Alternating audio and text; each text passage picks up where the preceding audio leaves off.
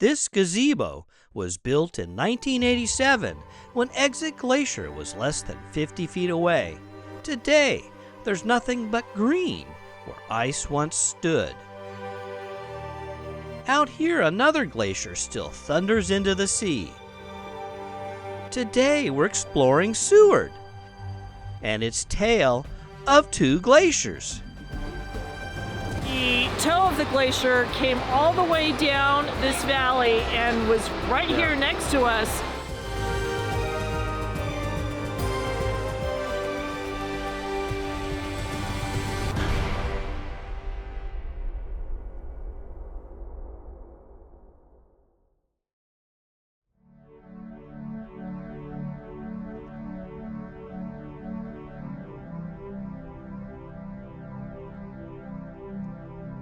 We're rolling south on the Seward Highway, one of Alaska's most scenic drives.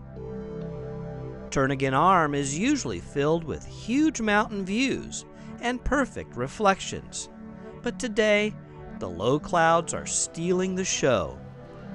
We're headed toward Seward, where two very different glaciers will show us two very different stories. But before that, we're making a quick stop at the world-famous Aialik Resort and Hotel.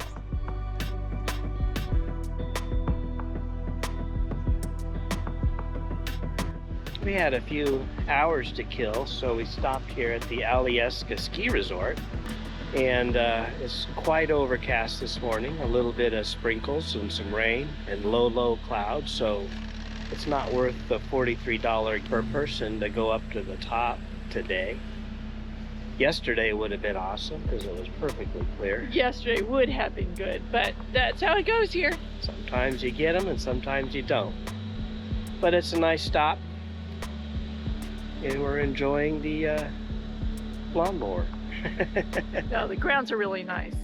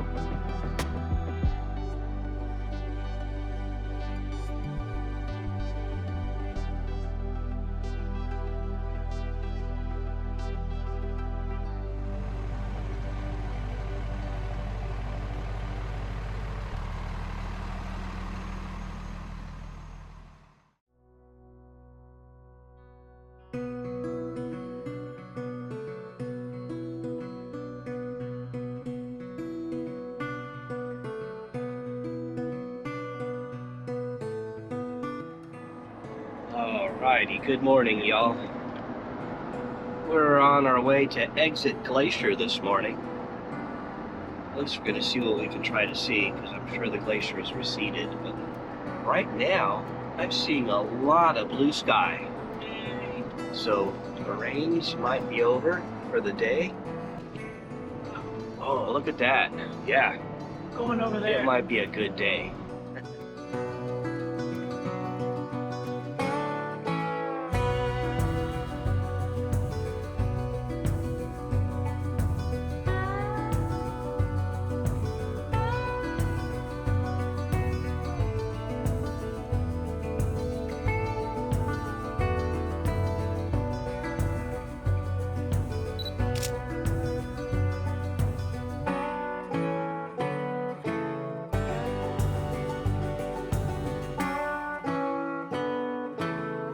My name is Yuri, and I'm the ranger that I'm going to take you over there and tell you everything about our awesome park and your awesome park. Exit Glacier is just one fingertip of the Harding ice field, a giant sheet of ice that once rose above even these mountains. Over eons, it spilt between the ridges, shaping this entire valley. When you were here, 2017. I know, we'll see if there is such a thing.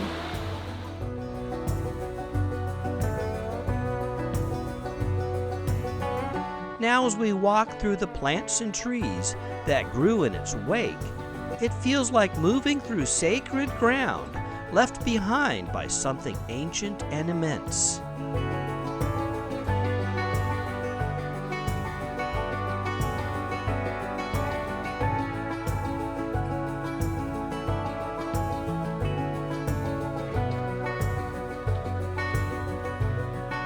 So that shelter was built in 1987, and you would be able to see the glacier from it.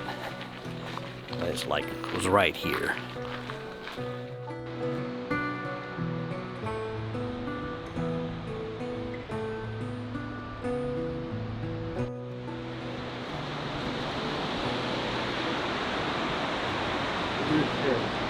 Can't even see it. Can't even see it.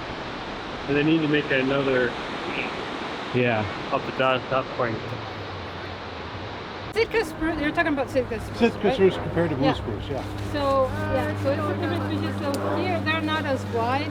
Right. And then, We are looking at the Exit Glacier here at Kenai Fjords National Park. At the overlook. At the overlook. Yeah, The end of the we're trail. at the very end of the Overlook Trail. Ian and I were here 11 years ago in 2014, and it is very different looking today. When we were here 11 years ago, the toe of the glacier came all the way down this valley and was right here next to us was the end of the actual glacier. We were overlooking, that's why it's called an overlook here, is because we were overlooking the bottom part of the glacier. So it was here and all the way up, and now it's way up there. You can't even see the toe. Like You it's can't so see far. the toe. Yeah. 11 years ago, from the bottom, we walked up this river valley by the creek and came up here and actually got to touch the toe. Yeah. Now you can't even really get up can't. there. I mean, it'd be a hike. I don't see footsteps, and so the I don't know water, if you're even you'd have allowed to anymore. You're probably not allowed to, and it's all water getting through the end of this valley. And you probably couldn't even get to it today. So the only thing to do is go up the big trail that goes all the way up to the Harding Ice Field. Trail. Now that would be cool, but boy, So that's it uphill. said it was 4 miles up and 4 miles back, but rated as very strenuous. That's a hike. It's like an all-day thing, and we're not ready for that today. Just not. But if there was a day to do it, it's a beautiful day. It's a beautiful day It is here. great out. Now is great conditions to go do that if you could get yourself up to the Harding Ice Field. Yeah. We make our way down onto the rock-strewn riverbed where Exit Glacier has carved a path over millennia. Far up ahead, the ice has receded, tucked behind a tight crevice where a tangle of boulders and fallen trees has formed a natural dam. The foot of the glacier is now out of reach, a frozen giant keeping its distance. Yeah, check out this rock. Crystallized. Salt. I don't think so. Huh. We'll have to research what this rock is.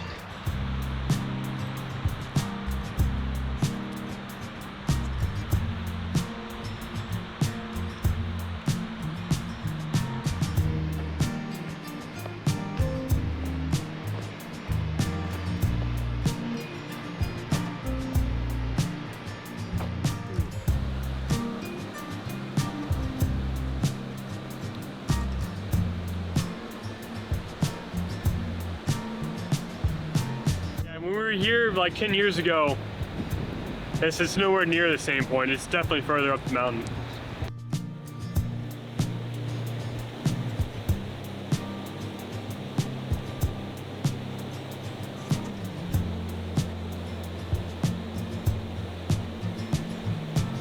It's pretty amazing.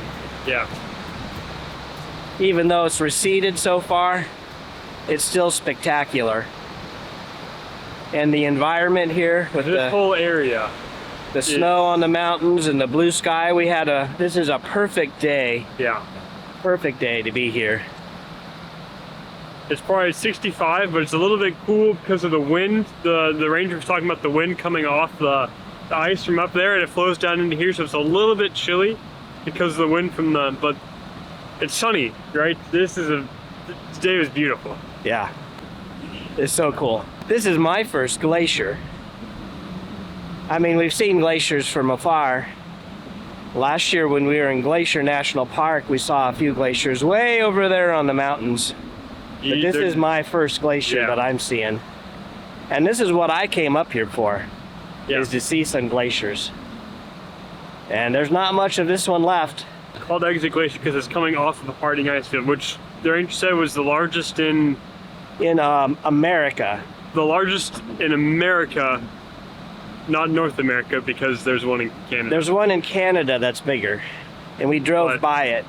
Yeah. It used to be all the way down here. They were saying during the mini ice age, it was all the way past the tree line in 1815. That was the peak. That's the farthest it got, and that was the year that I guess was the maximum cooling for that mini ice age, and during that time, and then it's receded since then for now over 200 years, and it's gotten back to there. Right, almost back to the Harding ice field. In 200 years. In 200 years. Yeah. I think we're on to our next adventure. Yeah. I think it's lunch. Well, the first adventure is on your way back through the river. Yeah, and then lunch. And then lunch.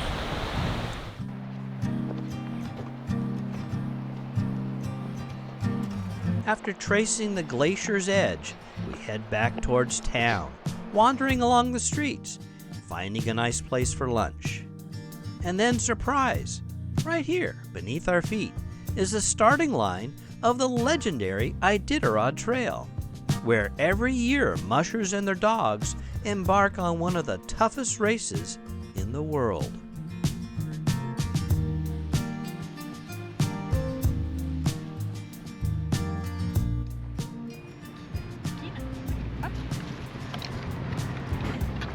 Whoa. It's slippery, puppy.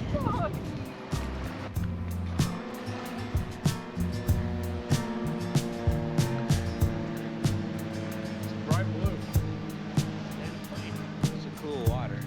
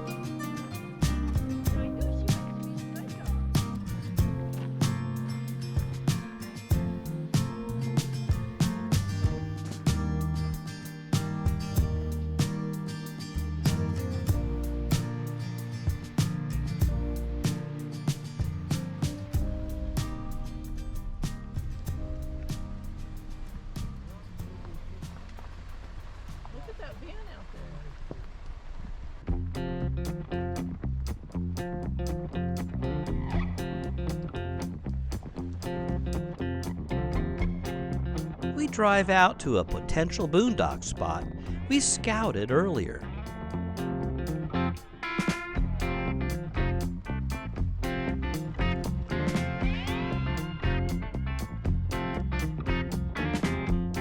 We decide the terrain's a bit rough for our rig, but it's worth it, especially for Kenai, who gets our first taste of the water that shares her name.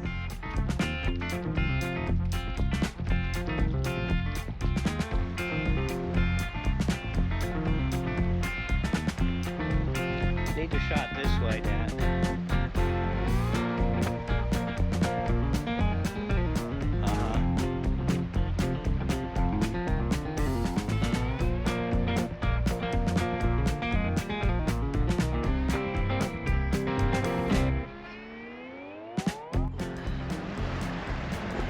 Look at this mucky silt.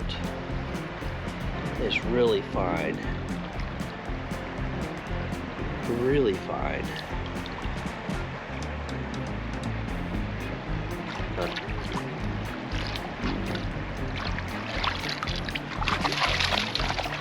What do you got, puppy? All I got is dirt. Yeah, it's... Look how soft this is. It's gelatinous.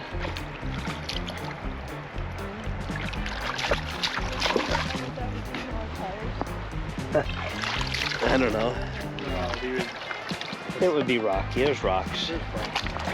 We could do it. Don't How need desperate to. are you for a Water crossing video? Not. Okay. But hey, Dog's legs. we're in Alaska. Yeah.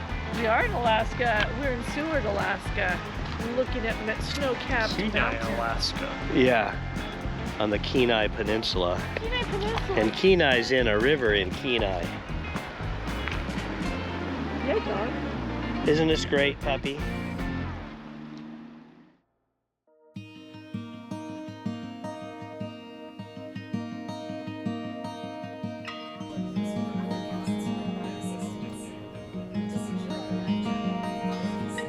The next morning, we board our cruise ship, heading towards another glacier, one that reaches far closer to the water and a scale that leaves no doubt to its power. Clouds hang low and rain begins to fall. After yesterday's sun-drenched adventure, we feel lucky. But today, there's no escaping it. We're going to get wet.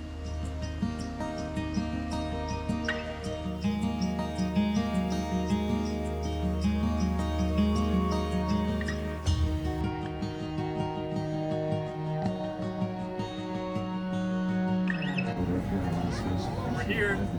Yeah, it's not cold or anything. And not raining.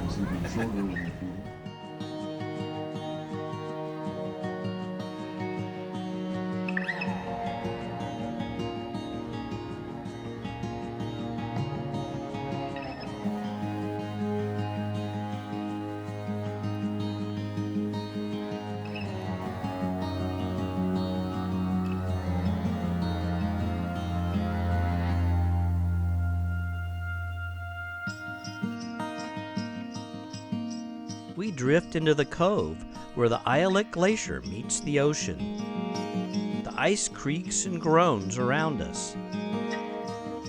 Rain feeds waterfalls cascading down its face, and chunks of ice tumble into the water. At one end, the glacier calves, sending waves that crash, only to be swallowed by the floating icebergs nearby.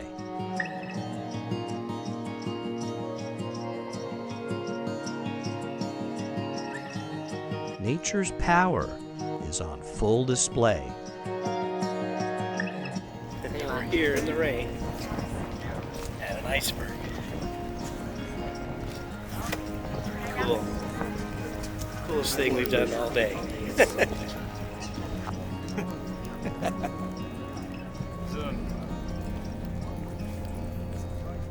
It's time to head back. Our short visit with this glacier is over, but the adventure isn't done yet. We celebrate with glacieritas made with real glacier ice. It was fun and refreshing, and the perfect toast to the best glacier yet. You don't need salt. That's a bright blue. Okay, that is blue. Glacierita. Glacierita. The blue that glacier ice? glacierita. Glacier ice. How about that? Got it. All right, Wait we're over doing here. it. Here's We're good. Cheers, everybody.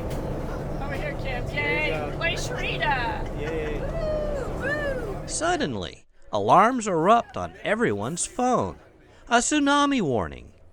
A major earthquake near the Russian coast has triggered the early warning buoys. Waves churn where Aialik Cove meets the open sea, and we brace ourselves turning into the swells and riding it out. Luckily, it was only a warning. No tsunami today.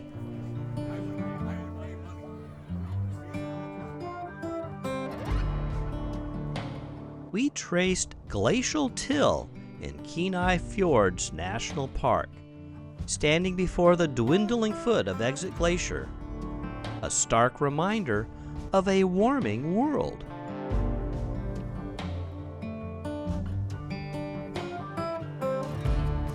We drifted into Aialik Glacier's cove, where towering ice and cascading waterfalls mocked the retreat around it.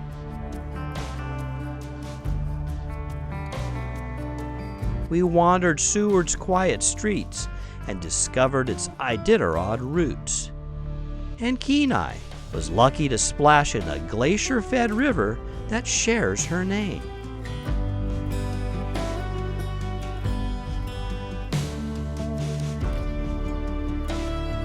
Days like this are why we've fallen in love with Alaska.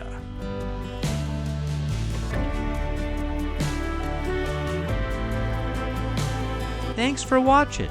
If you enjoyed this episode, please give us a thumbs up and leave a comment. We read every one. And if you know someone who loves travel stories, send them our way. We appreciate your support more than you know.